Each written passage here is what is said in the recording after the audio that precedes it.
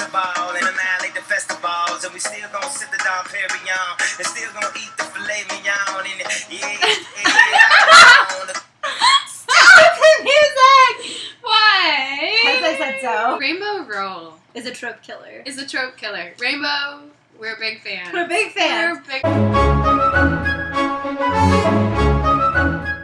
So FanGirl is about a girl named Kath who, right before the start of her freshman year of college, finds out that her twin sister no longer wants to be her roommate, and Dun, dun, dun. she must figure out college essentially alone. She meets a roommate, a boyfriend, deals with family drama, and ultimately comes out on the other side of it. But the biggest thing is that she is writing possibly one of the greatest fanfics in the Simon Snow universe. What tropes did you see in this? I actually had a lot of trouble figuring out tropes for this. I thought that this was just fantastic. Like, there was not... Every time I thought, oh, trope, we have it. Yeah. It would be like, like... We don't want to find tropes. So it is kind of exciting to have a book that we have a lot to talk about, where almost all the tropes that you would normally see got turned on their heads. And I think the biggest one that we have to talk about is the fact that Kath's world and story isn't really legitimized ever by Levi. Like Big thing big there. thing that like the this romance is like almost a subplot. sister, Yeah, especially her and her mom, her in college. her in college, like, and I think that's one of the beautiful things is that this story doesn't take any of its characters and fix all of their problems and like nudge them off into the happily ever sunset. Well, the normal trope alert is the boy obsessed best friend. Megan is not that friend, and she doesn't actually do that. and she doesn't, and it's very much like, and neither does Ren, because Ren could also fulfill that trope. Yeah, Ren is her twin. Ren is her twin. Kath or Ren. The thing that I liked about that is that Reagan doesn't like her, and like Reagan likes that she doesn't like her. And, like, they have this like antagonistic sort of relationship that doesn't just like let it be bland, like saccharine sweet, we love each other so much, or like, Yeah. I'm the bad bitch in your life and everybody hates me. Another trope that gets turned on its head, trope alert, is the non-existent parent. There are parents in this book! There are parents oh in this book! God! Oh my... Yeah, so one, you have the dad, who's super involved and clearly has I guess bipolar. Her dad was just a person. Her dad was a person with a problem, yes, but that didn't actually a whole person. But he was actually a whole person and a whole character.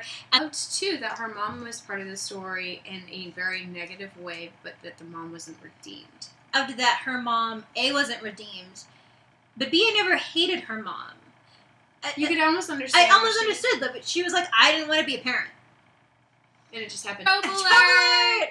Of a girl's universe typically becomes a boy, and that throws everything else out of whack, essentially. Right, and she has to reconcile her new universe to her old universe, and like make and a new usually universe. Trashes everything in her old life, and like becomes just an orbiter. Kath is the center of her universe. She is totally in control, which is really unlike almost any other YA book you're going to find, where the girl firmly affixes the male at the center of her universe and slowly revolves around him.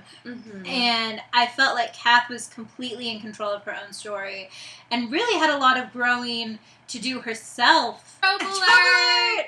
The like escape/journey out of a past life.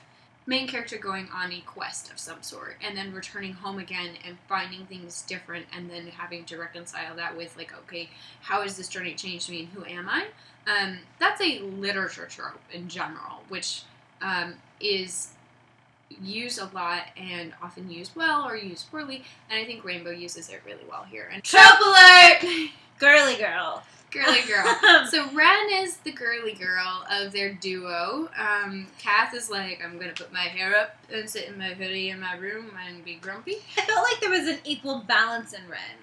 Like, there was a depth to her beyond boy crazy. Yeah. Well, and I love that Rainbow didn't quite indulge in the, like, let's punish her for her sluttiness and let her get date raped and make her chastened. I think there's a lot that goes on with Ren, and I love that she's so dynamic. And Ren can be as girly as she is, she doesn't lose any of her nerd cred. No, she doesn't. She still comes back. I mean, at the end, I love some of the best moments are when she and Kath are talking about the end of Carry On Simon. Yes. She and comes back full circle. She doesn't just, like, leave behind her adolescence. She could just be a girl. She could just be a human. It's so good. So good. So, we recommend this book. There's like wholeheartedly read the book. So please. I mean, in terms of, like, plot stuff, there's not a ton that I really got excited about in terms of, like, oh yeah, I wrote fan fiction, this is totally me. We love this book. We love this book. Read it! That is the edict coming down from the YA wallpaper. Watch all of the tropes get turned upside down. Watch it. And really just read a really great... It's just such a good good book. Why can't we just not give it to everybody? You get a book! And you get a book! And you get a book! And you! Ah, that's so fun! Thanks for joining us. Thanks for joining us. Read this book. And bye!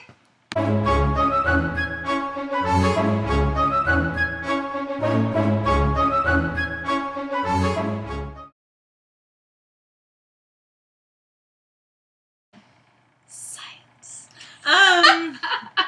Glasses. My really good girlfriends We're saying. Well, yes. There will be no jokes, people. Hush you. I'm metaphorizing. And I was like, yes! And you're making the camera move. Take your feet down. Sorry.